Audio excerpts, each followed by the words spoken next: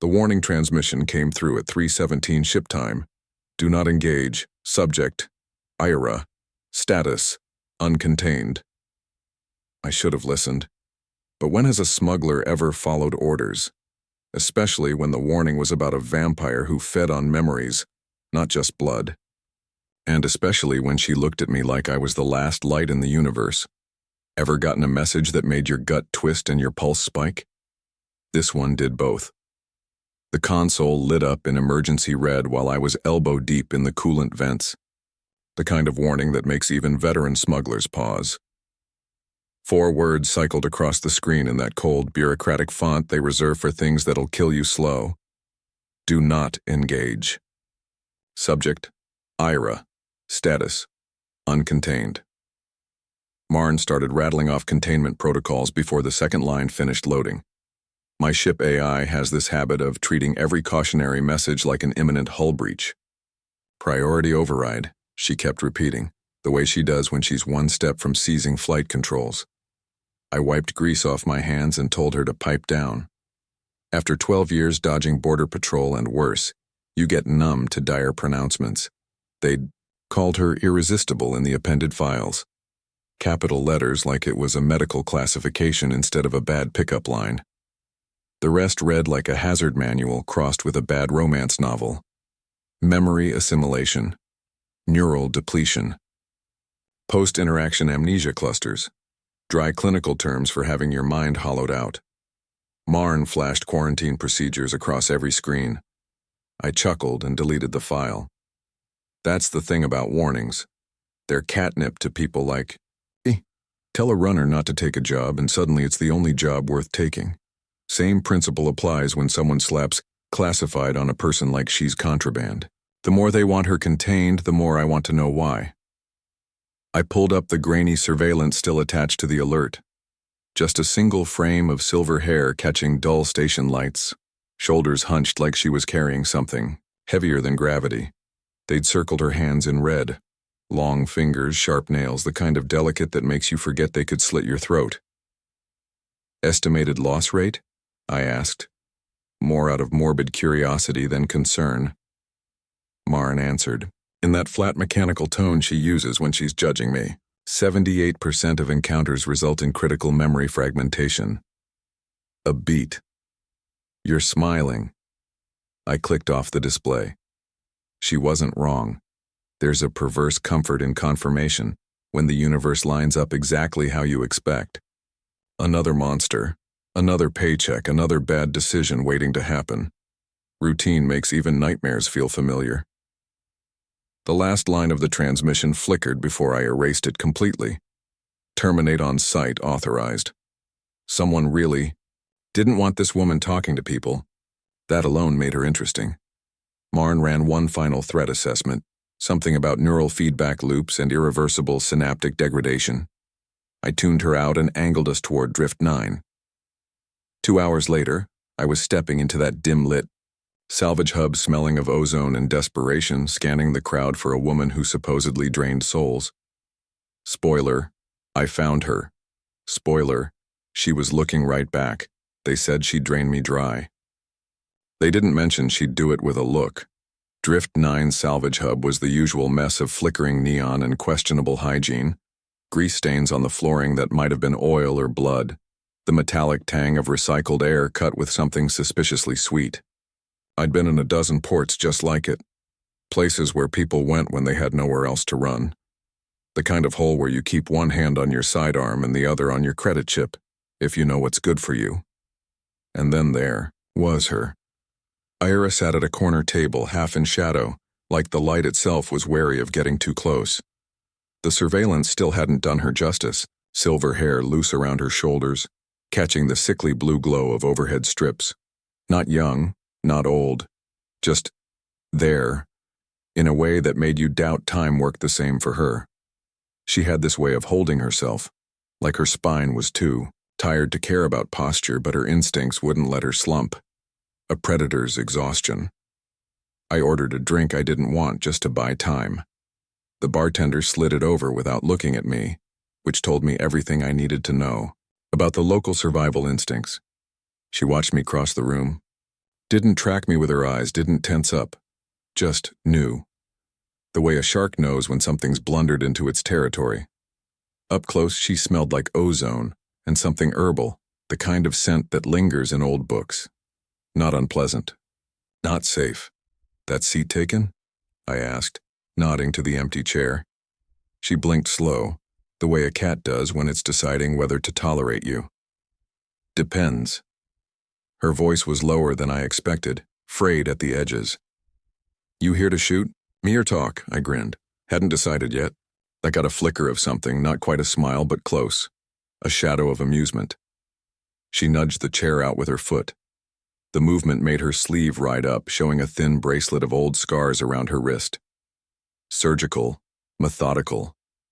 The kind of thing you get from people who want to see how you work. I sat. The drink was worse than I'd anticipated, which was saying something. They warned me about you, I said, swirling the murky liquid. Ira lifted an eyebrow. Let me guess. Do not engage. Likely to bite. Something like that. I glanced at her hands. Long fingers, neatly filed nails. No visible weapons, but that didn't mean much. They left out the part where you've got a sense of humor. She exhaled, almost a laugh. It's a recent development. For a moment, we just sat there. The hum of the station's life support. The muffled shouts from a card game 3. Tables over. Normal sounds if you ignored the way my pulse was doing something complicated in my throat. They'd told me she could strip memories like peeling bark off a tree, that she'd leave you hollowed out, clutching at fragments of a life you couldn't remember. Looking at her now, I believed it. But I also saw the way her thumb rubbed absently at one of those scars, like it still ached. So, I leaned back, feigning at ease I didn't feel. You always let strangers sit at your table, or am I special? Ira studied me over the rim of her glass. Her eyes were darker than they should have been, pupils swallowing the light. You're the first one who didn't stutter. A laugh burst out of me before I could stop it. Yeah, well, I've been yelled at by better. She tilted her head, considering. You're not afraid. Oh, I'm terrified, I admitted, just too stubborn to let it stop me. That earned me another almost smile. Then she reached out, slow, deliberate, and tapped one fingernail against my temple, light as a moth's wing. There's a memory here, she murmured. 3rd grade. Play. You forgot your line. The teacher hissed it at you from the wings. Ice flooded my veins. I hadn't thought about that in 20 years. I caught her wrist, not hard, just enough to still her. That's cheating. Ira didn't pull away. You walked into a den with a vampire and expected manners? I should have bolted.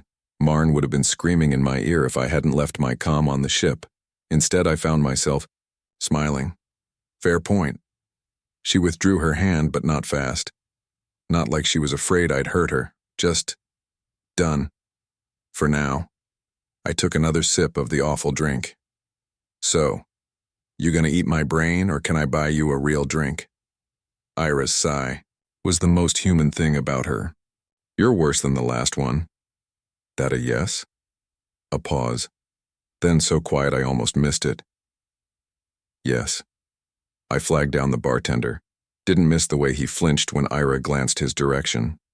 Funny thing about monsters, the ones who've earned their reputations never have to bare their teeth.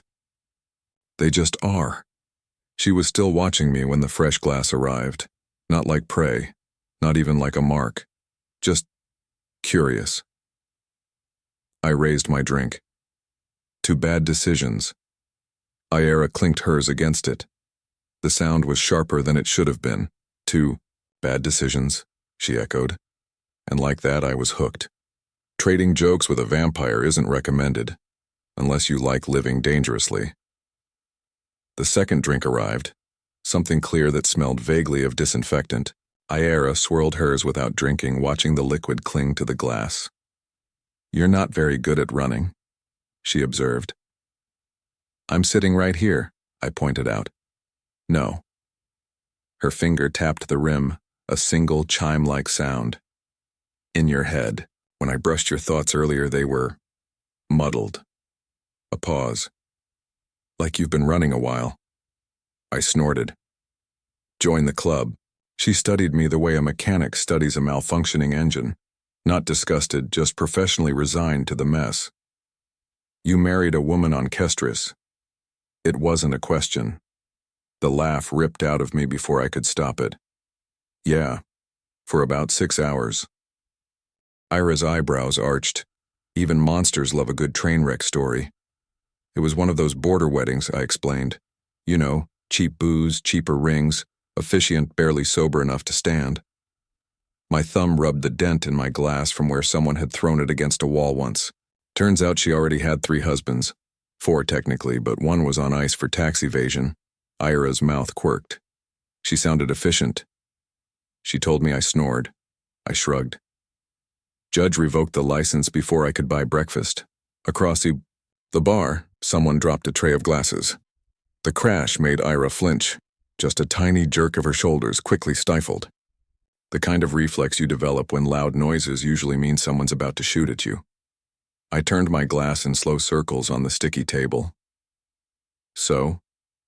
Memory vampire, huh? Her lips thinned. The official term is neurophage. Sounds like a drinking game. It's not. Yeah, I got that from the 78% fatality rate. Ira exhaled through her nose.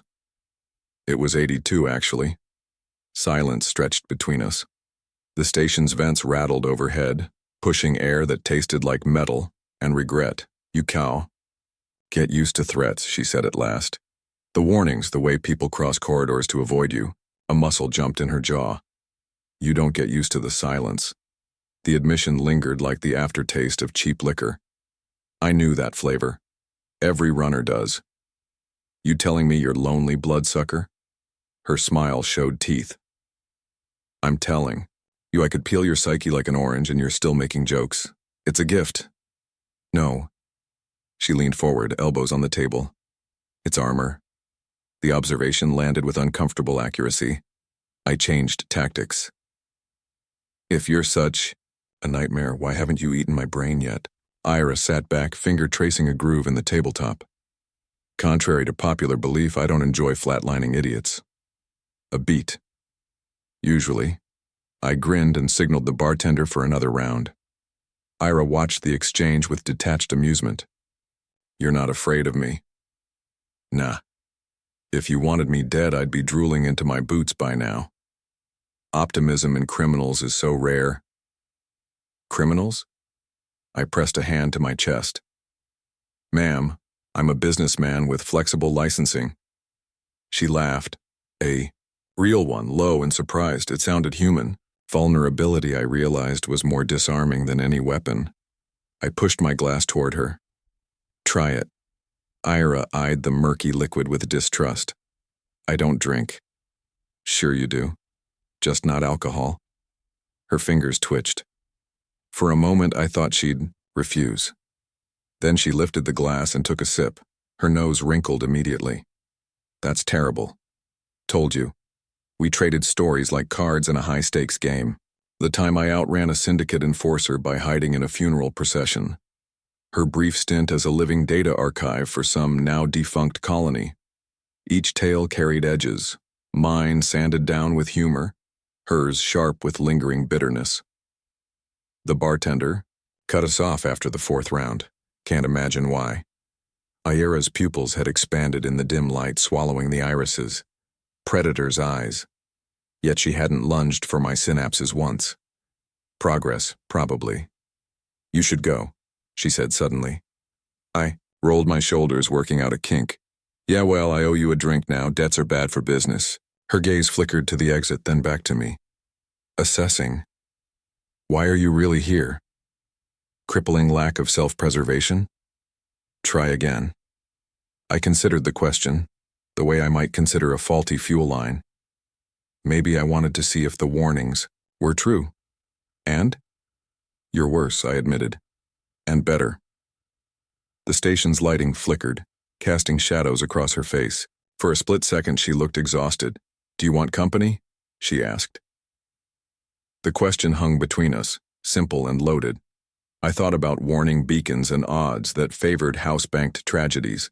Then I thought about silence. Yeah, I said. I do. Ira nodded once, decisive. Then meet me at docking bay 12 in an hour. She rose, graceful as spilled mercury. Don't bring weapons. Where's the fun in that? Her smile didn't reach her eyes. Trust me. I watched her walk away, the careful way she navigated. The crowded room, the space that seemed to part around her. A woman carrying her own warning signs like luggage. An hour later, I was standing in Bay 12 with nothing but a half-charged stunner and terrible life choices. She was waiting under flickering orange lights, silver hair haloed by the glow. You came. Yeah, well. I adjusted my jacket. Turns out I'm worse at running than I thought. Ira's laugh echoed off the metal walls. The sound followed me all the way to her ship. Funny thing about monsters, sometimes they laugh like anyone else. Ira's ship smelled like old paper and brine, the kind of scent that sticks to places where people don't stay long. The lighting stayed low, crimson emergency strips casting long shadows across bulkheads. She moved through the space like she knew every dent and scorch mark by name. You live here? I kicked a loose panel back into place with my boot. She tossed a blanket at me. It smelled vaguely of spices. When necessary. The cot was narrow, barely big enough for one. We made it work, bodies slotting together in the dark like puzzle pieces that didn't quite fit. Her hands were colder than human, skin should be, fingers tracing my collarbone with clinical detachment right up until they weren't. Marn pinged my comm twice before I silenced it. Could practically hear the AI's disapproval through the static. 82% fatality rate, she'd say if I let her. I turned the device face down. You're thinking too loud, Ira murmured against my shoulder. Yeah? What am I thinking? She exhaled, not quite a laugh. The air stirred the hair at my temples. That the blanket itches. That your left knee aches from where you caught shrapnel on Vegas Station. That you're wondering whether I'll rip into your memories like candy wrapping. I stiffened. Ira's thumb brushed the inside of my wrist. Slowly, telegraphing every move. Relax. I don't feed without consent. That's supposed to reassure me? No. She lifted her head. In the low light, her pupils had swallowed the irises completely, but you already knew that. The cot creaked as she shifted. One hand cradled my jaw, tilting my face toward the dim glow of a status panel. Her touch stayed feather light, but there was steel beneath it, the kind of restraint that only comes from knowing exactly how much damage you could do. Your skull's a crowded place, she observed. Occupational hazard. Ira's fingers trailed up to my temple. This close, I could see the faint scars looping behind her ears. Old tech ports, poorly removed. 12 standard years smuggling. 14 near-death experiences. 57% success rate on jobs involving prototype tech. 58, I corrected. She smiled without showing teeth. Liar. Then she dipped in. Not with teeth or claws, but with something deeper. A pressure behind my eyes like diving too fast in atmosphere. My vision splintered into fragments. The taste of burnt toast from a childhood home I hadn't thought of in decades. The sting of betrayal when my first partner cut me out of a score. The way sunlight used to hit the docks back on Kestris during evening cycle. A gasp tore from my throat. I barely recognized the sound as mine. Ira pulled back just enough to let me breathe. Her eyelashes cast spidery shadows across her cheeks. Too much? I grabbed her wrist, not to stop her, just to anchor myself. The bones felt delicate, breakable. Do it again. She went still. I know what the reports say, I managed. My pulse hammered against her fingertips. 82%. Hollowed out husks. Whatever. A laugh clawed up my throat. Way I figure. They called it Zone 9 Beta. We called it the place where everything is teeth now. The derelict research colony hung in dead orbit, its outer hull pitted with centuries of micrometeor strikes. Scanners showed 16 distinct life signs or something close enough to life that the reading stuttered on the word. Ira adjusted our approach vector with quick taps. Her fingers steadied despite the sweat beating at her temples. "We call it the teeth," she said. "Not an explanation. A warning." Marn threw diagnostics across every screen. Radiation spikes, structural decay, something in the infrared spectrum that made the AI's voice glitch when she tried to describe it. "I strongly advise." "Yeah, noted." I silenced the alarm. Docking clamps engaged with a shudder that ran through the whole ship. The airlock hissed, open to reveal corridors choked with vines, not organic growth but strands of some self-replicating nanofiber gnawing at the walls. They pulsed faintly silver where our helmet lights hit them. Ayera stepped through first. Her boots left no prints in the dust. "Stay close," she said, "and don't touch anything." The first corpse sat slumped against a terminal, its fingers still curled around a half-crumbled data pad. No bones, no rot, just a hollowed-out biosuit with something flaky and gray drifting from the neck seal. Ira crouched beside it. "Memory collapse," she murmured. "The serum crystallizes neural pathways entirely." I prodded a vine with my boot. It recoiled. "Some peacekeeping tool." "That's the joke." Ira straightened, scanning the darkened hallway. "They designed it to help war criminals recall their crimes, to force empathy through perfect recollection." A bitter twist of her mouth. "Turns out humans weren't meant to hold that much memory." We moved deeper. The vines thickened, clinging to the ceiling in braided clusters. Occasionally one would twitch, sending puffs of silver particulate into the air. My HUD tagged it as amorphous data storage medium. Radiation shielding ticked upward on my wrist display. Ira stopped at a sealed bulkhead. The keypad was dark, but she pressed her palm to it anyway. Nothing happened. Then the vines along the frame fluoresced blue and the door groaned open. Inside was clean, sterile. A single chair bolted to the floor in the center of the room, surrounded by hollow projectors gone dim. The air smelled like ozone and something faintly sweet. Ira touched the chair's restraints. "They tested it on volunteers first," she said. 6 months later, Zone 9 Beta was dark. I checked the vents. No vines here. "What makes you think they left anything useful?" Ira didn't answer. She was staring at the far wall where a bank of cryopods stood shrouded in emergency sheeting. One light still blinked green. The pod hissed when she triggered the release. Fog spilled across the floor.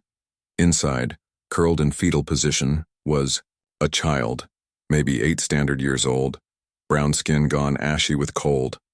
Her chest rose once, twice. Ayera made a sound I'd never heard from her before. Then the girl's eyes snapped open. Not the pupils. Not the irises. The entire ocular surface turned mirror bright, reflecting our helmet lights back at us. Her lips parted. "Mother," she said, in a voice that came from everywhere at once.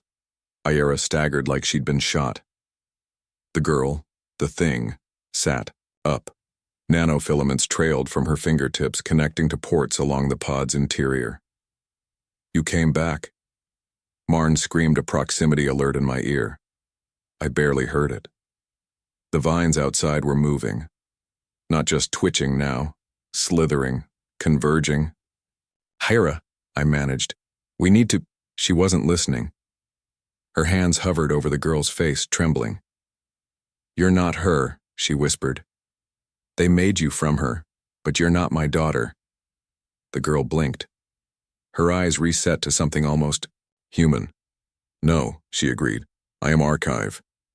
Data flooded my HUD. Schematics, test logs, a looping video of a dark-haired child laughing as a woman. Ira, younger, softer, smoothed her hair. The timestamp was 19 years old. Outside, the vines began to sing. The girl reached for Ira. They broke the first drones with too much memory. The second batch forgot how to interface. Her tiny fingers brushed Ira's wrist. "You were the only one who didn't shatter." Ira made another awful noise. "Who did this?" The girl tilted her head. Behind her, the remaining cryopods lit up one by one. The same people who always do. Marn's voice cut through, garbled but urgent. 2 more life signs had appeared on deck 7. No. 20. No. The vine struck the door hard enough to dent metal. I grabbed Ira's shoulder. We have to move. She shook me off. Take her. What? Ira was already detaching the girl from the pod's leads. If they've reactivated the drones, they'll harvest her to control them.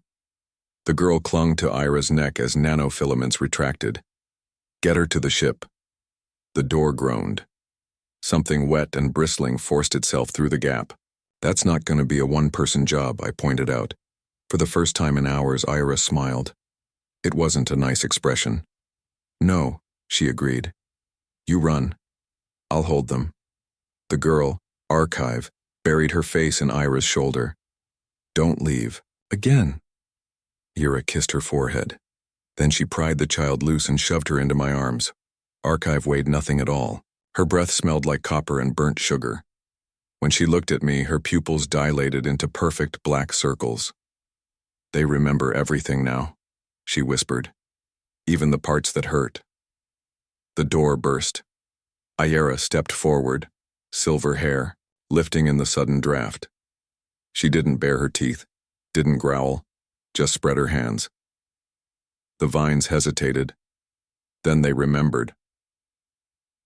Ira turned her head just enough to meet my eyes. Run.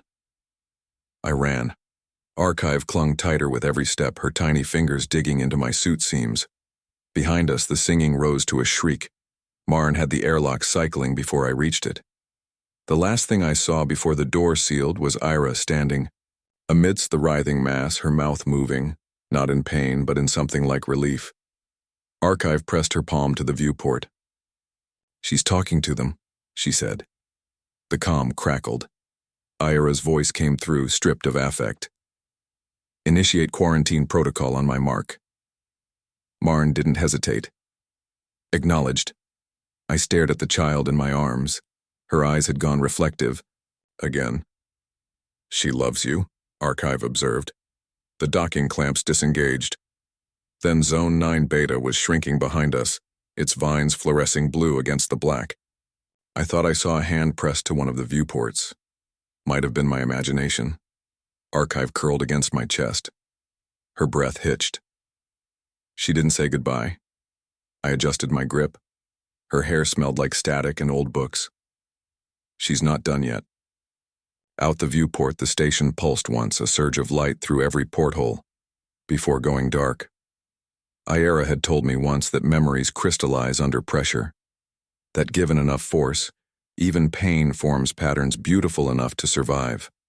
Held her daughter tighter. Somewhere in the black, a warning beacon flared to life. She looked like a kid. She was anything but.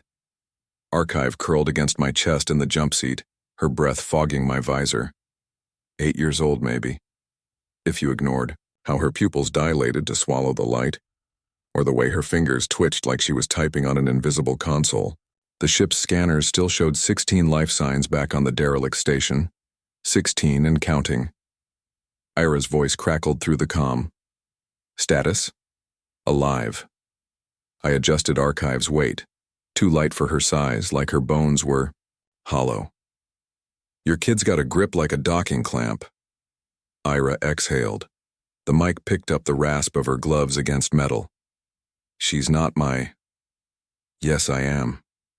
Archive murmured. Her breath smelled like copper wiring after an overload. Silence.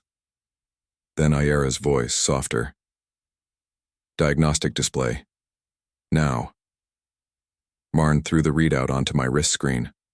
Archive's vitals scrolled alongside columns of data that made no sense. Neural. Activity spiking in patterns that shouldn't be possible for any carbon-based life form.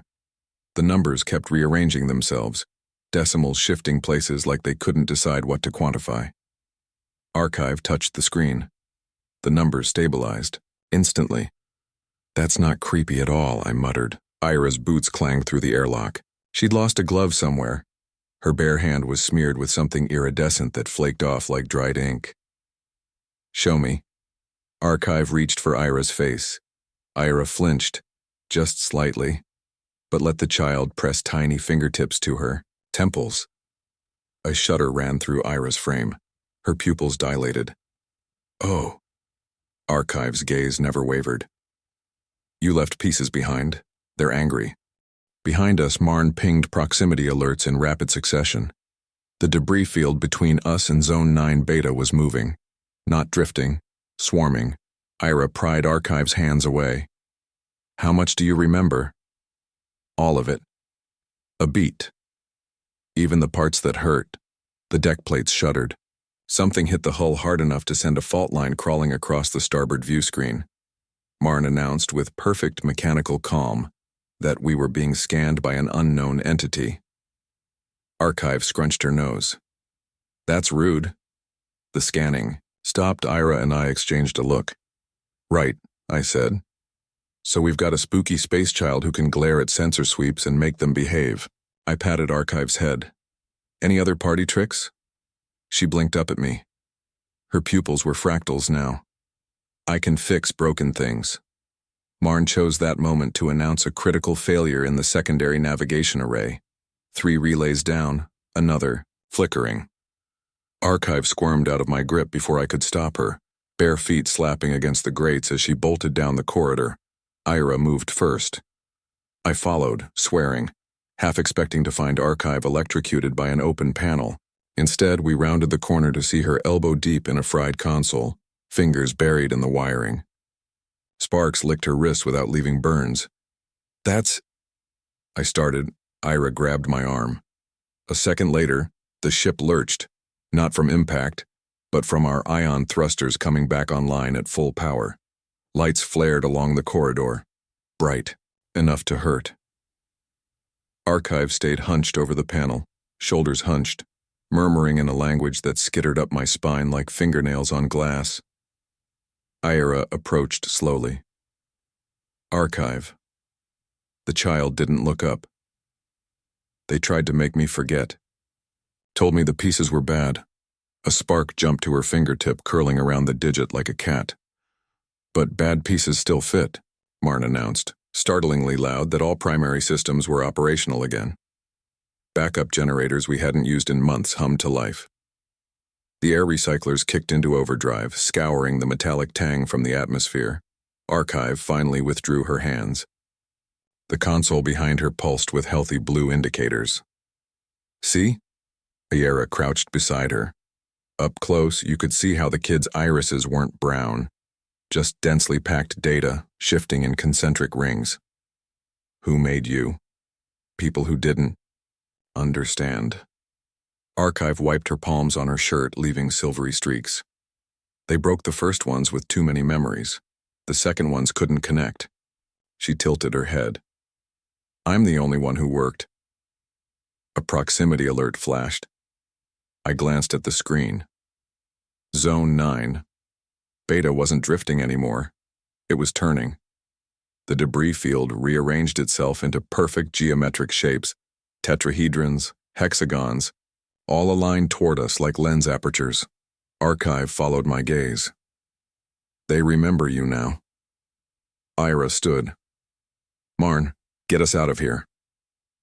We have a problem, the AI said. The forward screen lit up with a tactical display. 16 contacts had detached from the station, 16 angular shapes moving with purpose. Not ships, not drones, bodies.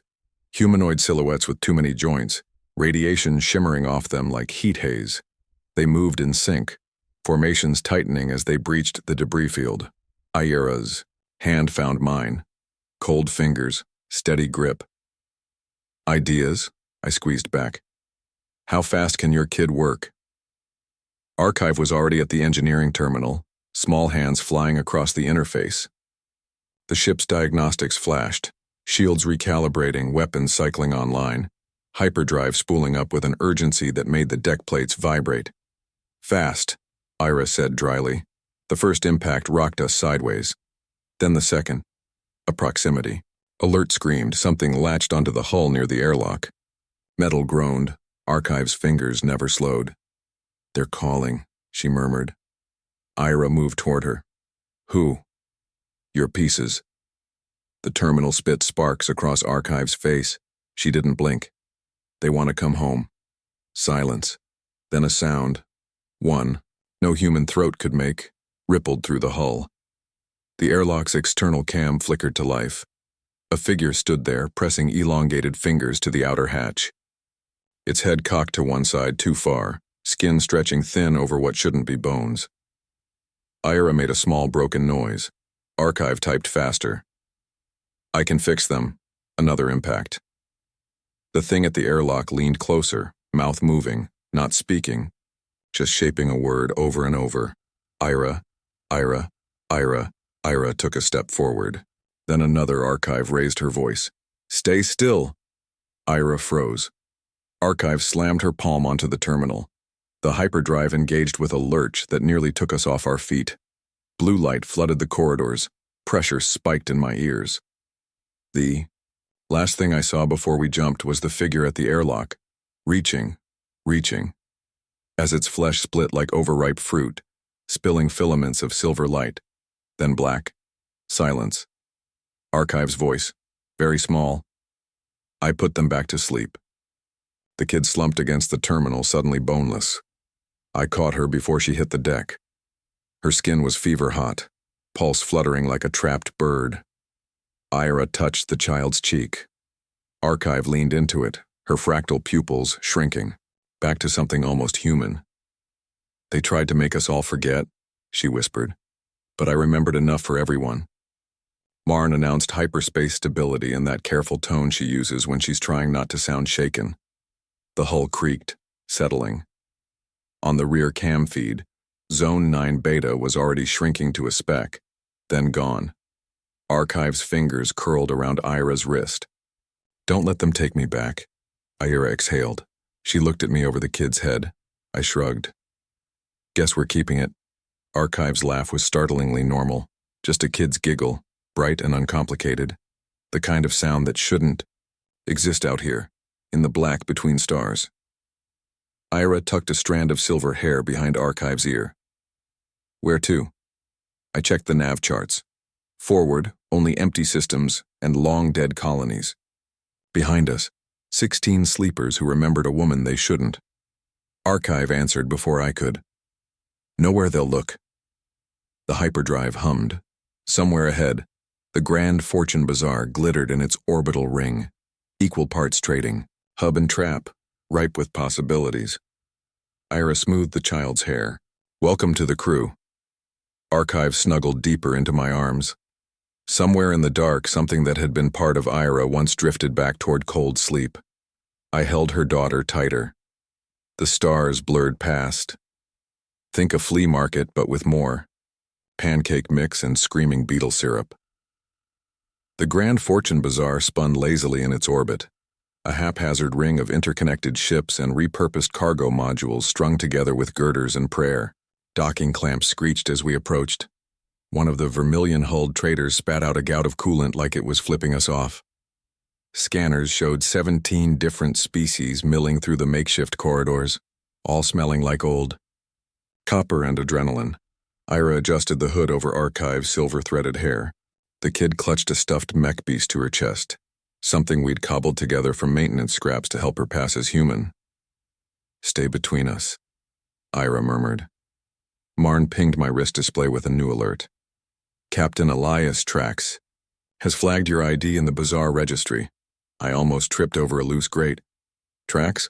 As in bounties paid in teeth tracks? Affirmative. Shit. Ira's nostrils flared. Problem?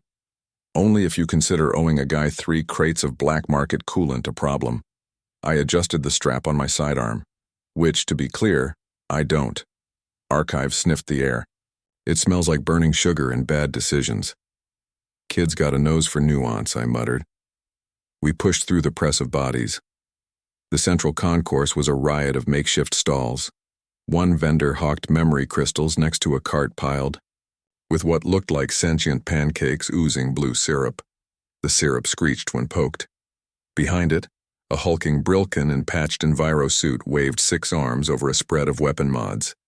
The whole place thrummed with the kind of energy that turns pickpockets into entrepreneurs and friends into creditors. An accessway shuddered as we stepped onto it.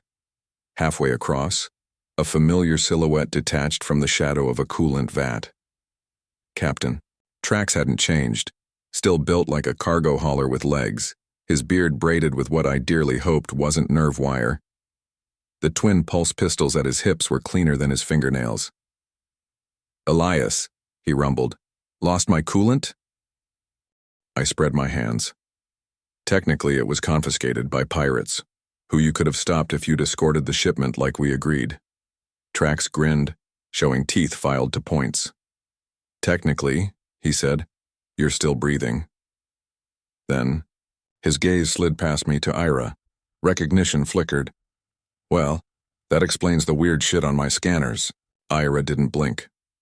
"We're passing through." Trax chuckled. It sounded like gravel in a disposal chute. "Sure you are." He crouched to peer at Archive. "And what's this?" "Cute kid. Wrong eyes." Archive stared back. Her pupils dilated slightly. Trax jerked his head away with a hiss, rubbing his temple. Ira stepped between them. "We're leaving." Trax recovered fast. "Not yet." He snapped his fingers. 4 figures melted out of the crowd. 2 humans, a Vesper with too many eyes, and something in a respirator mask that looked like it peeled its skin from corpses. "See, word is," Trax continued, "there's a price on anything that came out of Zone 9 Beta, especially if it's got silver in its veins." A memory prickled at the base of my skull. Ira's files. Memory assimilation. Neural depletion. The kind of thing certain parties would pay dearly to weaponize. I thumbed the safety off my stunner. "Funny. Word on my end says you don't take contract work anymore. Not after the Sarkon job." Trax's smile vanished. Ira tilted her head. "Problem with your employer," the Vesper hissed. Trax backhanded it without looking. "Shut up, Jix." To us, "You've got 2 choices. Hand over the kid, or I take her with your spleens as packing material." Archive pressed closer to Ira's. "Seriously, I don't like him." "Noted," I said. The crowd had edged back, forming a loose circle. Someone coughed. A stall vendor quietly folded his wares into a case and locked it. Trax reached for Archive. 3 things happened very fast. Ira moved first, a blur of silver hair and razor nails that left 4 shallow cuts across Trax's wrist. He roared. The Vesper lunged. I shot it in the nearest knee. It went down squealing. Then Archive screamed, not a child's shriek, not even a human sound. It rang through the concourse like a feedback pulse. Glass shattered, lights flickered, and every neural implant in a 10-meter radius shorted out. Trax's crew clutched their heads. The corpse-skinned thing in the mask actually stumbled back, leaking black fluid from its respirator. Silence. Even the pancake syrup stopped screaming. Archive panted, fists clenched. Her pupils had gone fractal again. "I'm not for sale," she whispered. Trax wiped blood from his wrist. His grin returned, slow and vile. "Oh, this just got interesting." Ira bared her teeth, properly this time, canines elongating. "Walk. Away." The standoff stretched. Then from the crowd, a dry chuckle. "Captain Trax. Still picking fights you can't win, I see." All heads turned. The speaker was a wraith-thin woman with shock-white hair and a long coat that probably hid enough blades to outfit a rebellion. She leaned against a support beam, peeling what looked like a live scorpion with her fingernails. Trax paled. Vera. The woman, Vera, tossed the scorpion carcass over her shoulder. It landed in someone's drink. "The bounty's void," she said. "Corporate pulled funding. Something about an uncontained neuro event near Orion's belt." Her gaze slid to Archive. "Funny that." Trax spat. "Since when do you care about corporate contracts?" "Since they started fucking with my sister." Vera pushed off the beam. Up close, her resemblance to Ira was unmistakable. Same sharp cheekbones. Same 2 dark eyes. The family resemblance ended when she smiled all predator. 3 seconds, Trax, then I start removing fingers. Trax hesitated. Ira stepped forward. Her pupils had swallowed the irises completely, black pools in a bone-pale face. "One," she said. They ran. Vera watched them go, unconcerned. "You've gotten soft, little sister." Ira's nails retracted. "You're late." Fashionably. Vera flicked a glance at Archive, then me. "So, this the idiot who knocked you up?" I choked. Ira sighed. "She's not mine." Vera crouched to examine Archive. The kid met her gaze fearlessly. After a long moment, Vera snorted. "Bullshit." She tapped Archive's forehead. "There's pieces of you floating in there, Ire. Little ones. Like breadcrumbs." Ira went still. Archive blinked. "You smell like thunderstorms and old blood." Vera laughed. "Kid's got taste." She straightened. "We should go. Trax is an idiot, but he's a connected idiot." The crowd was already reforming. Around us, the bazaar's fragile equilibrium reasserting itself. A vendor across the concourse had restarted his griddle. The smell of searing meat and sweet oil filled the air, covering the sharper sense of fear and ozone. Ayera touched Archive's shoulder. "Who else is hunting you?" Vera answered instead. "Everyone with a neural implant and a grudge." She nodded toward a darkened access corridor. "My ship's docked at Ring 7, we can—" Archive suddenly stiffened. Her head whipped toward a nondescript stall piled with data crystals. "They're here." Ira followed her gaze. "Who?" The answer came from the stall itself. The vendor stood, shedding his holographic disguise like a snake shedding skin. Tall, angular, silver-eyed. "Ah," Vera said.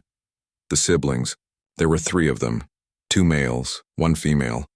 All with that same predatory grace as Ira. Their fingers ended in curved black talons. The female held a neural scanner, its screen flashing red. A neurophage hybrid," she murmured, staring at Archive. "Fascinating." Ira positioned herself between them and the child. "Try it." The male on the left grinned, showing elongated canines. Little Iratha, still playing human? His gaze cut to me.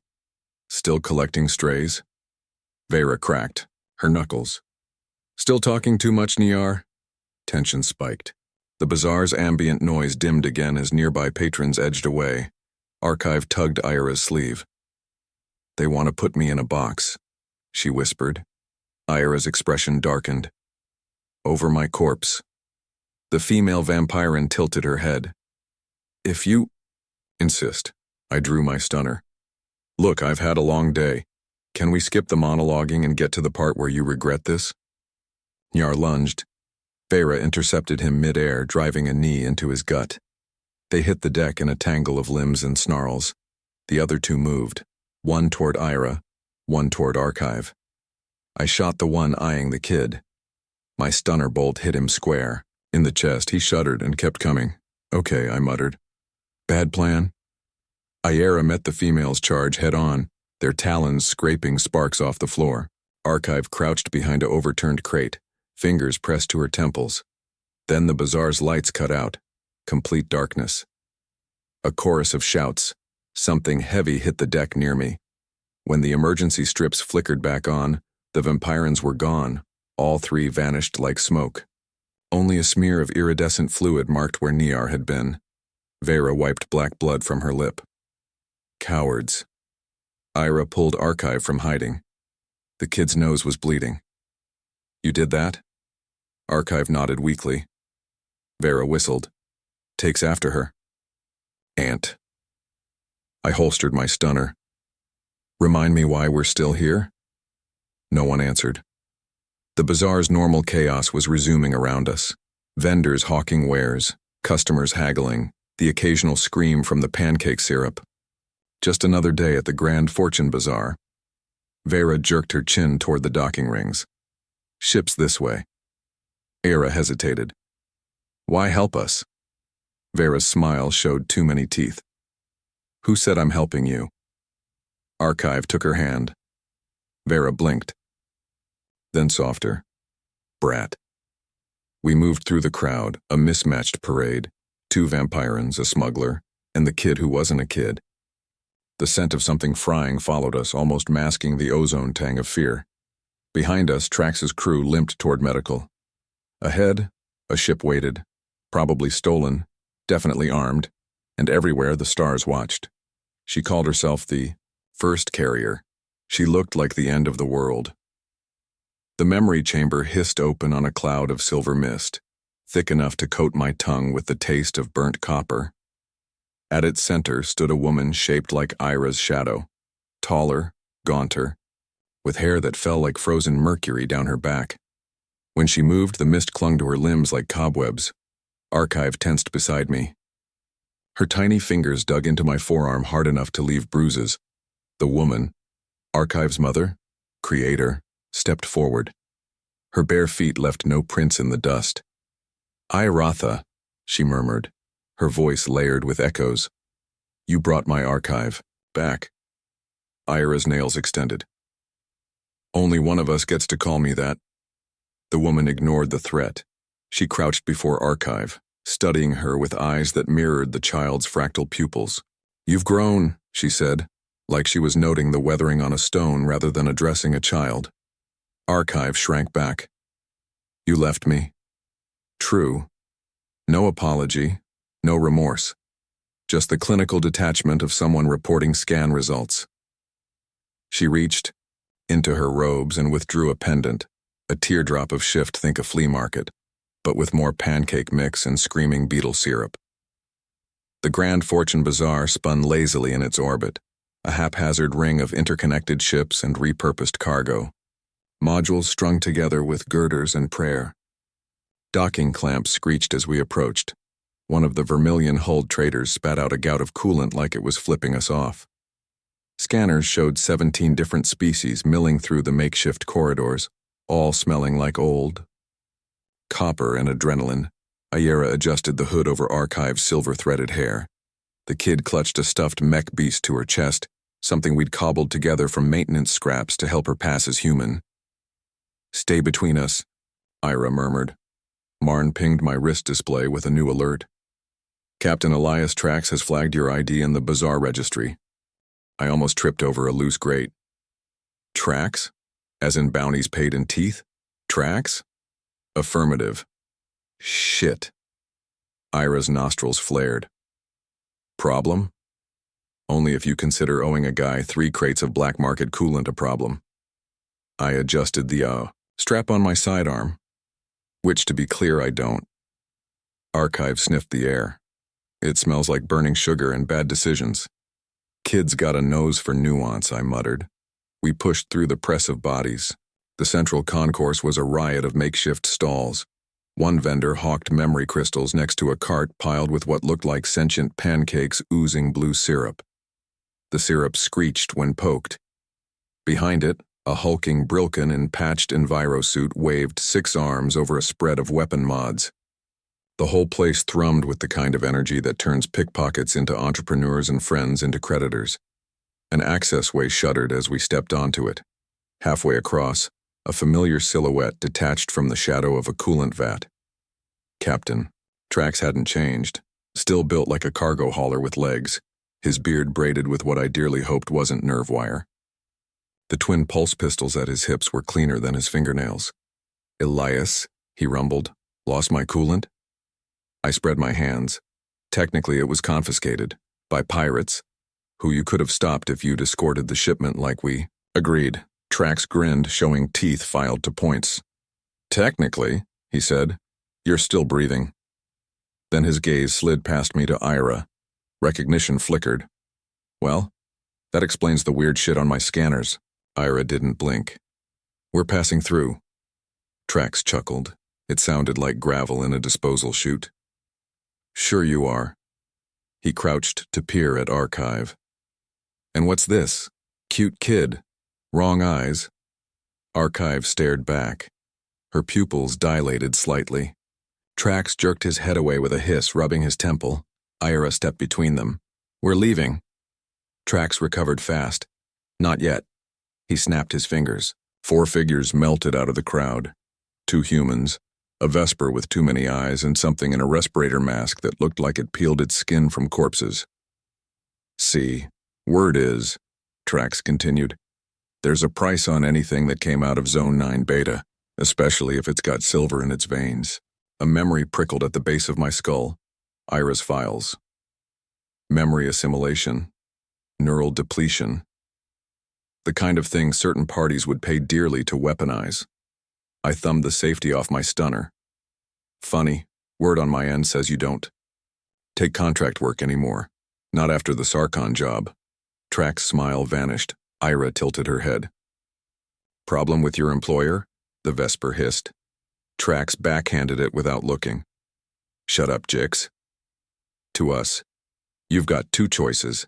Hand over the kid, or I take her with your spleens as packing material. Archive pressed closer to Ira's leg. I don't like him. Noted, I said. The crowd had edged back, forming a loose circle. Someone coughed. A stall vendor quietly folded his wares into a case and locked it. Trax reached for Archive. Three things happened very fast. Ira moved first, a blur of silver hair and razor nails that left 4 shallow cuts across Trax's wrist. He roared. The Vesper lunged. I shot it in the nearest knee. It went down squealing, then Archive screamed.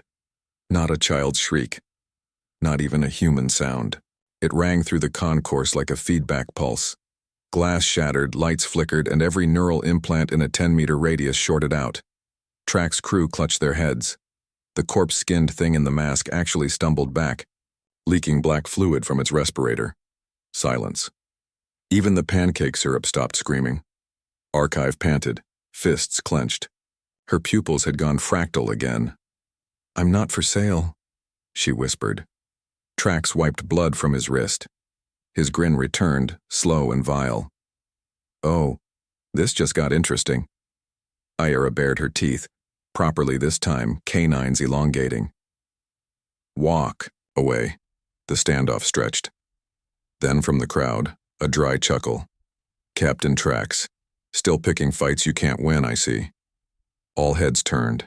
The speaker was a wraith-thin woman with shock-white hair and a long coat that probably hid enough blades to outfit a rebellion. She leaned against a support beam, peeling what looked like a live scorpion with her fingernails. Trax paled. Vera. The woman, Vera, tossed the scorpion carcass over her shoulder. It landed in someone's drink. The bounty's void, she said. Corporate pulled funding. Something about an uncontained neuro event near Orion's belt. Her gaze slid to Archive. Funny that, Trax spat. Since when do you care about corporate contracts? Since they started fucking with my sister. Vera pushed off the beam. Up close, her resemblance to Ira was unmistakable. Same sharp cheekbones, same 2 dark eyes. The family resemblance ended when she smiled, all predator. 3 seconds, Trax. Then I start removing fingers. Trax hesitated. Ira stepped forward. Her pupils had swallowed the irises completely, black pools in a bone-pale face. 1, she said. They ran. Vera watched them go, unconcerned. You've gotten soft, little sister. Ira's nails retracted. You're late. Fashionably. Vera flicked a glance at Archive, then me. So, this the idiot who knocked you up? I choked. Ira sighed. She's not mine. Vera crouched to examine Archive. The kid met her gaze fearlessly. After a long moment, Vera snorted. Bullshit. She tapped Archive's forehead. There's pieces of you floating in there, Ire. Little ones. Like breadcrumbs. Ira went still. Archive blinked. You smell like thunderstorms and old blood. Vera laughed. Kid's got taste. She straightened. We should go. Trax is an idiot, but he's a connected idiot. The crowd was already reforming. Around us, the bazaar's fragile equilibrium reasserting itself. A vendor across the concourse had restarted his griddle. The smell of searing meat and sweet oil filled the air, covering the sharper scents of fear and ozone. Ira touched Archive's shoulder. Who else is hunting you? Vera answered instead. Everyone with a neural implant and a grudge. She nodded toward a darkened access corridor. My ship's docked at Ring 7, we can— Archive suddenly stiffened, her head whipped toward a nondescript stall piled with data crystals. They're here. Aira followed her gaze. Who? The answer came from the stall itself. The vendor stood, shedding his holographic disguise like a snake shedding skin. Tall, angular, silver-eyed. Ah, Vera said. The siblings, there were 3 of them. 2 males, 1 female, all with that same predatory grace as Aira. Their fingers ended in curved black talons. The female held a neural scanner, its screen flashing red. A neurophage hybrid, she murmured, staring at Archive. Fascinating. Aira positioned herself between them and the child. Try it. The male on the left grinned, showing elongated canines. Little Iratha. Still playing human? His gaze cut to me. Still collecting strays? Vera cracked, her knuckles. Still talking too much, Nayar? Tension spiked. The bazaar's ambient noise dimmed again as nearby patrons edged away. Archive tugged Ira's sleeve. They want to put me in a box, she whispered. Ira's expression darkened. Over my corpse. The female vampirin tilted her head. If you insist. I drew my stunner. Look, I've had a long day. Can we skip the monologuing and get to the part where you regret this? Nyar lunged. Vera intercepted him mid-air, driving a knee into his gut. They hit the deck in a tangle of limbs and snarls. The other 2 moved. One toward Ira, one toward Archive. I shot the one eyeing the kid. My stunner bolt hit him square. In the chest. He shuddered and kept coming. Okay, I muttered. Bad plan. Aira met the female's charge head-on, their talons scraping sparks off the floor. Archive crouched behind a overturned crate, fingers pressed to her temples. Then the bazaar's lights cut out. Complete darkness. A chorus of shouts. Something heavy hit the deck near me. When the emergency strips flickered back on, the vampirins were gone. All 3 vanished like smoke. Only a smear of iridescent fluid marked where Nayar had been. Vera wiped black blood from her lip. Cowards. Ira pulled Archive from hiding. The kid's nose was bleeding. You did that? Archive nodded weakly. Vera whistled. Takes after her. Aunt. I holstered my stunner. Remind me why we're still here?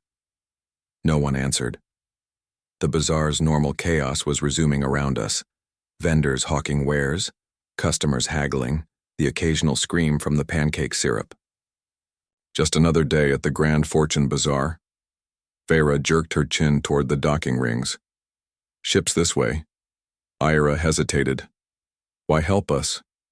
Vera's smile showed too many teeth. Who said I'm helping you? Archive took her hand. Vera blinked, then softer. Brat. We moved through the crowd, a mismatched parade, 2 vampirins, a smuggler, and the kid who wasn't a kid. The scent of something frying followed us, almost masking the ozone tang of fear. Behind us, Track's crew limped toward medical. Ahead, a ship waited, probably stolen, definitely armed, and everywhere, the stars watched, in liquid metal suspended in cracked glass. Take this. I stepped between them. Not until you explain why she'd want anything from you. The woman blinked at me slowly, the way a scientist blinks at an unexpected variable. You're the carrier's mate. Ira made a sound like a blade. Being unsheathed, Archive peered around my legs. What is it? The last intact data seed from the first preservation cycle. The woman extended the pendant. Inside its glass prison, the liquid twisted like something alive.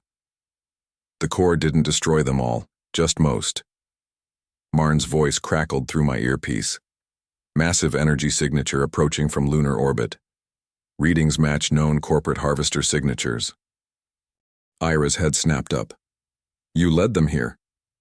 The woman, Archive's mother, stood. No. The seeds Remarn announced, voice tight. Harvester fleet entering visual range.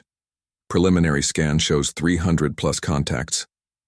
Ira whirled toward the viewport. Outside, the darkness between stars rippled. Not with ships, but with something worse. Shapes unfolded from the black, all edges and angles, their surfaces shifting between polished metal and raw muscle. Living warships grown around calcified memories. Archive made a small, wounded noise. The pendant's glow intensified. "Focus," I told her, kneeling to meet her eyes. "What does it do?" She swallowed hard. "Bridges." Ayera's hand found my shoulder. "Between?" The first harvester fired, a lance of blue light that carved across our bow like a scalpel. The ship screamed. Archive squeezed the pendant. Past and future. White light erupted from her hands. Not a flash, but an unfurling. Threads of silver streaking through the view screen like capillaries forming in reverse. They connected with the first harvester's beam, absorbing it, transforming it. The harvester convulsed. Where the silver touched it, metal softened to flesh. The thing that emerged from its transformation wasn't a weapon anymore, just a man. Middle-aged, blinking at his own hands like he'd never seen them before. Ayera exhaled. "Oh." Archive trembled. Blood trickled from her nose. "They forgot what they were," she whispered. "I'm reminding them." More harvesters fired. More silver threads lashed out. Each connection birthed another confused figure floating in the wreckage of their war machine bodies. Soldiers, scientists, prisoners. People. Marn sounded almost reverent. Memory reversion in progress. Ayera pulled Archive against her chest. The child's shaking worsened. "She can't sustain this." I grabbed the pendant. "Then we help." My fingers closed around warm glass. The world dissolved. Suddenly I wasn't on the ship anymore. I stood, in a field of floating fragments. 1,000 broken memories suspended like shards in amber. A battle here. A kiss there. The taste of someone's last meal. The feel of a trigger being pulled. They spiraled around me, disconnected but pulsing with latent emotion. Archive's voice came from everywhere at once. "Find the pattern." I reached for the nearest fragment. A man's final thought before cryostasis. His daughter's name. It thrummed against my palm, warm and sorrowful. Another fragment, another name, another. Slowly, agonizingly, they began to align. Pain lanced through my skull. I gritted my teeth and pushed deeper. Somewhere ahead, a light flickered. Not silver, but gold. Archive's core memory. The origin. Point. The harvesters screamed in unison. Their weapons flared again, but this time the beams bent toward us like rivers flowing backward to their source. The light hit the pendant, then bounced outward in a spreading wave. Not destroying, but restoring. Unmaking only to remake. Ayera shouted something lost in the roar. Then it was over. Silence. The harvesters hung motionless, their weapon ports dark. One by one, their hulls split open, spilling dazed survivors into the void. Rescue beacons flared to life automatically, tagging each drift with coordinates and vitals. Archive slumped in Ayera's arms. The pendant's glow faded to a soft pulse. Marn announced, "Survivor count, 327, all human or human-derived. No hostiles remaining." Ayera touched the pendant. It wasn't a weapon. I pried my stiff fingers from the glass. Nope, just a really shitty way to preserve people. The first survivor reached for our hull, a woman with hollow cheeks and military short hair. She mouthed something through the viewport. "Thank you." Archive stirred. "They won't remember everything," she murmured. "Just enough." Ayera smoothed her sweat-damp hair. "Good." Outside, the harvester's remains drifted like seed pods in reverse, torn open to spill their contents back into the universe. The pendant's liquid metal had dimmed to quicksilver, resting quietly in its cracked housing. Vera's voice crackled over the comm. "So, that happened." I let my head thunk against the bulkhead. "We keeping the space magic necklace?" Ayera slipped, the chain over Archive's head. The child immediately snuggled into her chest. "Yeah," Ayera said, "we're keeping it." The rescued drifted in their pods, blinking at the stars like they'd forgotten how they looked. Marn engaged the tow lines automatically. Some habits died hard. Archive sighed against Ira's shoulder. Where now? Ira met my eyes over her head. The silent exchange lasted barely a second. Home, I said. Archive lifted her head. We have one? Ira kissed her forehead. We do now. Out the viewport, the remaining harvesters continued their slow disintegration. Not destroyed, just done. Behind them, the moon we'd been orbiting glittered strangely, its surface crawling with silver filaments where the pendant's energy had touched down, an entire world waking up. Archive yawned. The pendant pulsed once against her collarbone, then stilled. I started plotting our course before Ira could ask. Some things didn't need words. The last rescue pod latched on with a comforting clunk. We turned toward the nearest trade lane. 327 new reasons to watch our backs, and one very old one curled asleep between us. The stars blurred past, the memories gathered like sentient light. And the child was the switch. The moon hung before us, its surface pulsing with veins of silver where the pendant's energy had touched down. Up close, it looked less like a celestial body, and more like a fractal wound. Brilliant filaments branching across craters and plains, weaving the rock into something new. Our scanners showed data flows dense enough to choke a mainframe, all cycling toward a single point on the northern hemisphere. Ira adjusted our descent trajectory with quick taps. Brace, she murmured. Archive pressed her nose to the viewport. The pendant around her neck hummed softly, its glow syncing with the pulse of the moon below. We hit Atmo with a shudder that rattled my teeth. The lander's heat shield screamed. Outside, the silver tendrils reacted to our passage, reaching, twisting as if trying to catch us mid-flight. Marn ran diagnostics in a quiet monotone. Atmospheric composition unknown. Gravity fluctuations detected. Electromagnetic interference spiking. Then the lander settled onto a plateau of smooth black rock veined with light. The moment our landing struts touched down, the nearest filaments surged toward us. Not attacking, just curious, like vines seeking sunlight. Vera cracked her knuckles. This feels like a bad idea. Archive unstrapped herself before anyone could stop her. They're calling, she whispered and pressed both palms flat against the airlock door. Ira caught her wrist. Wait. But the child shook her head, eyes reflecting the moon's swirling patterns. They won't hurt us, they don't know how anymore. The airlock hissed open before any of us could argue.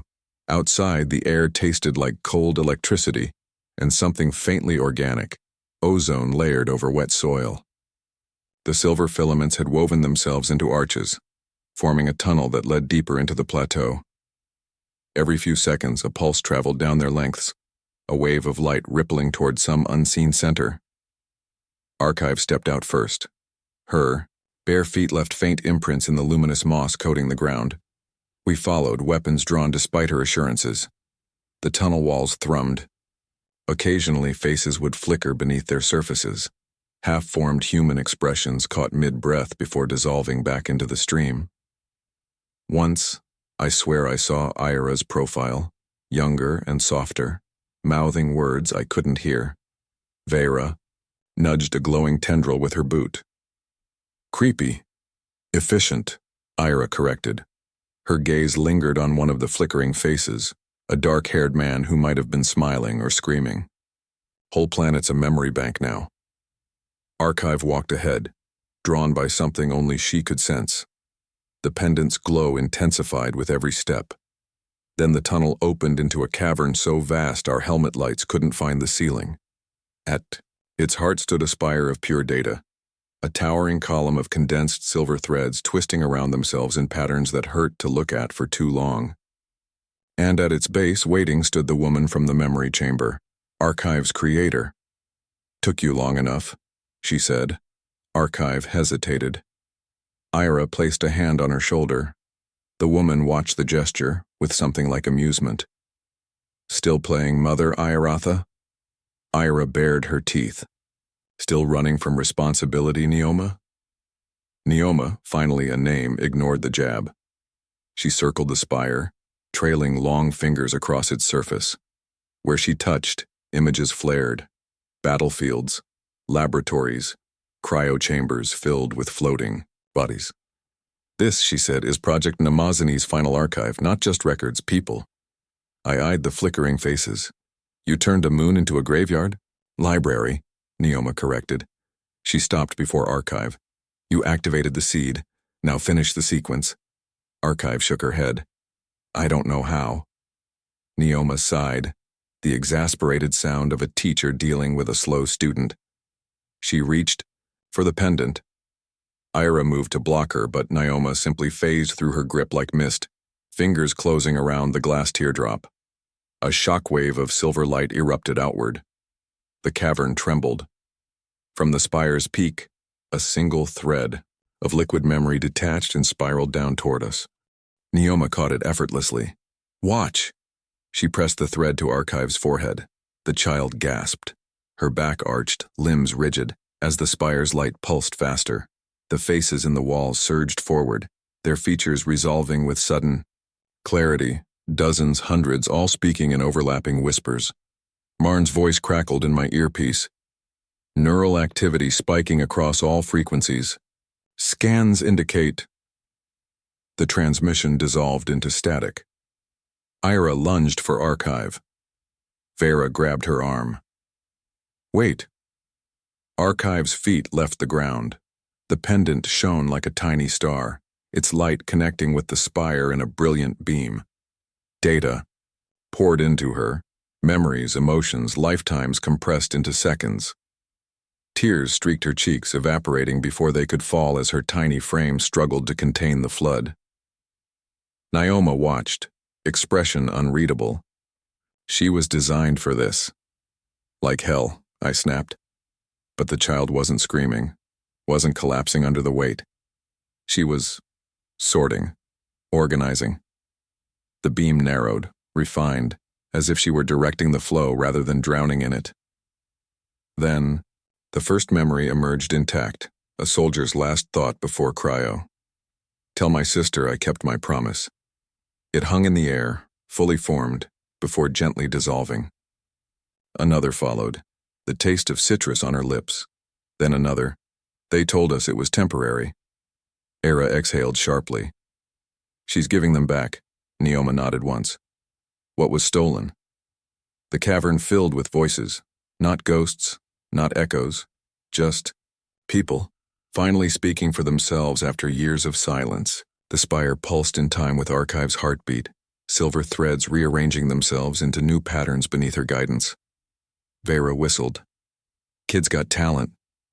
Neoma looked almost proud. She's the bridge. Outside, the moon's surface rippled. The filaments retracted from the outer atmosphere, coiling inward like a waking beast stretching its limbs.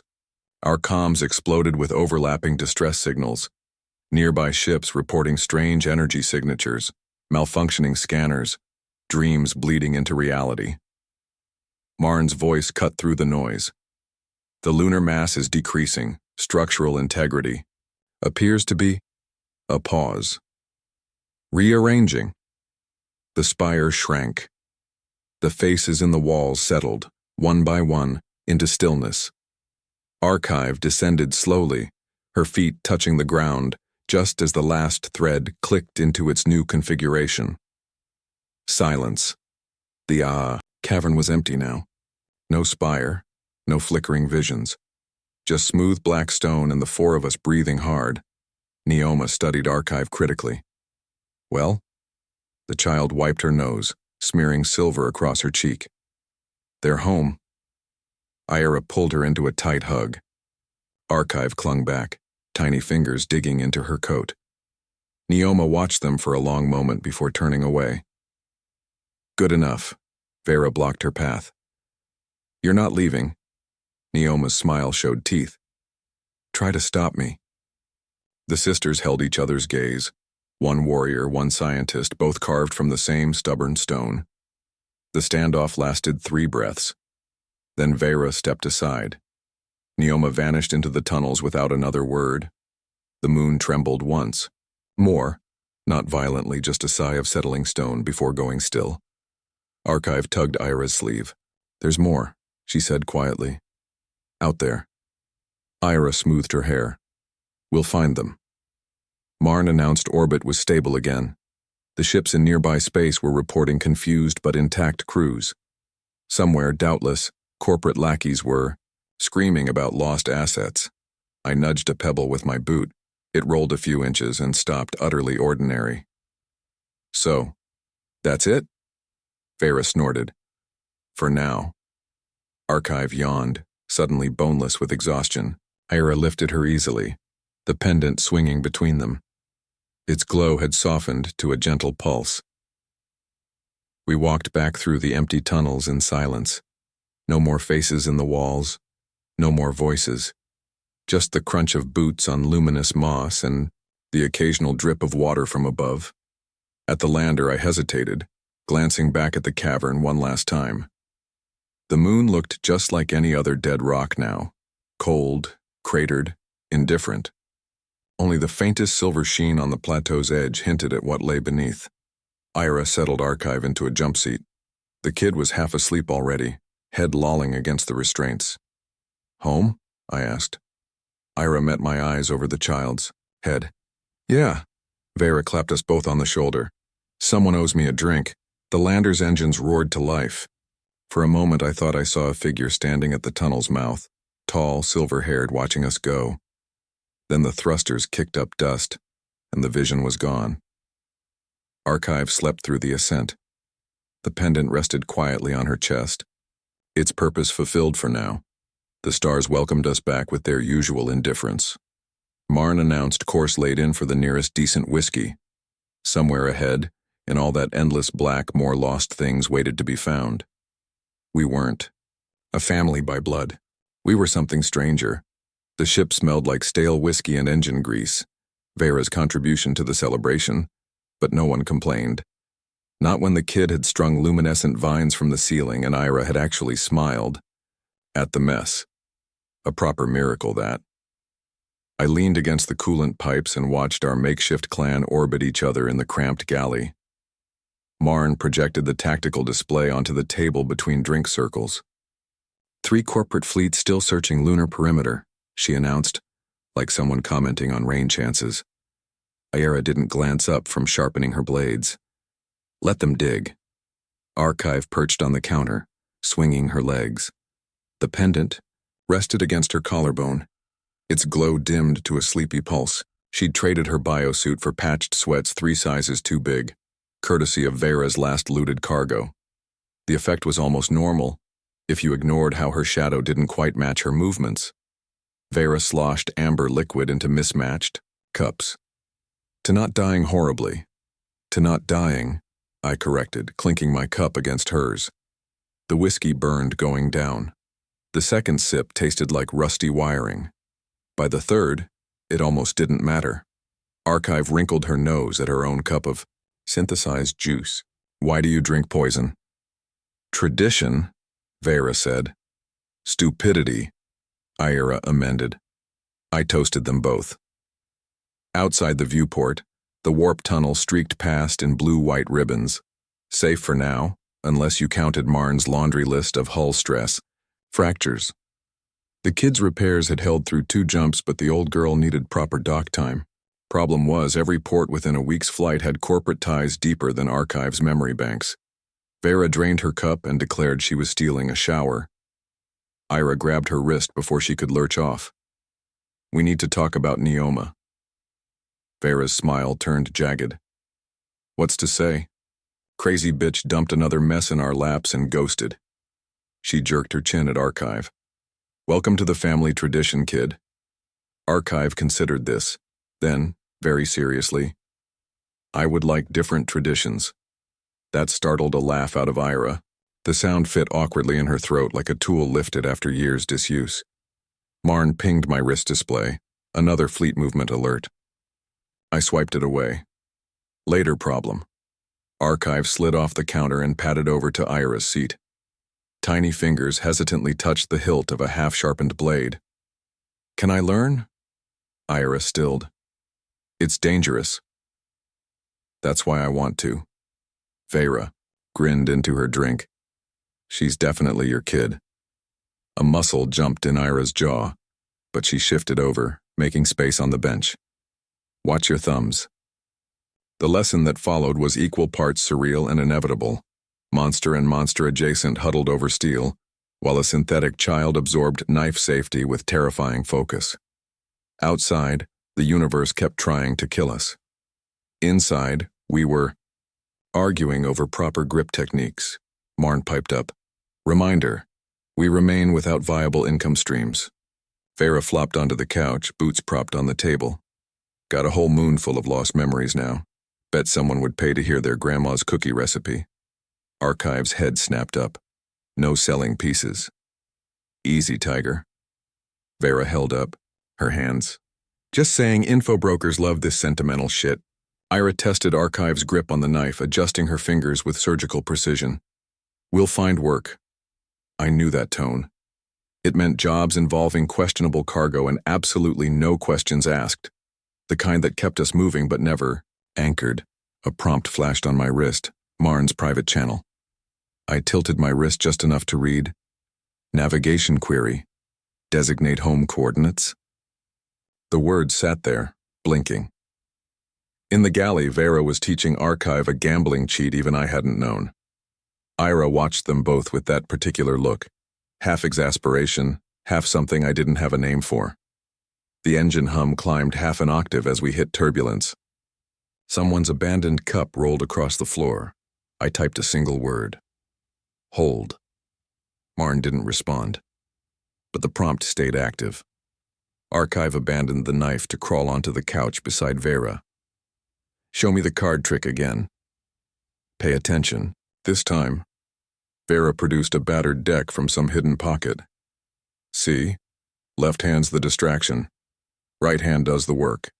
Ira caught my eye across the chaos. Neither of us said anything. Didn't need to. 3 weeks ago, we'd been 4 separate catastrophes orbiting each other in the dark. Now we were this. Whatever this was. The kind of thing that made corporate goons waste fuel chasing ghosts while we repurposed their stolen whiskey glasses as shot cups. The ship lurched, glasses rattled. Marn announced we'd be exiting warp in 90 seconds. Vera dealt Archive into a mock game, complete with exaggerated win-loss reactions. Ira reclaimed her knife, watching the kid's delighted grin like it might bite her. I reopened Marn's prompt. Designate home coordinates. Outside, stars resolved from the blue shift. 100 possibilities, 1,000 threats. I typed, current location. Marn didn't acknowledge. But the nav display updated silently. Our position now marked with a steady golden dot, bright against the tactical red of all the hunting fleets. Archive crowed victory as she won her 3rd straight hand. Vera swore creatively, tossing down the deck. Rigged game.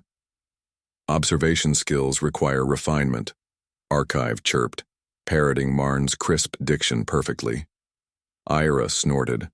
The warp tunnel collapsed behind us with a sound like tearing fabric. Real space spread out ahead, an uncharted cluster where the stars hung close and quiet. No beacons, no patrols, just dark and deep and hours, for however long it lasted.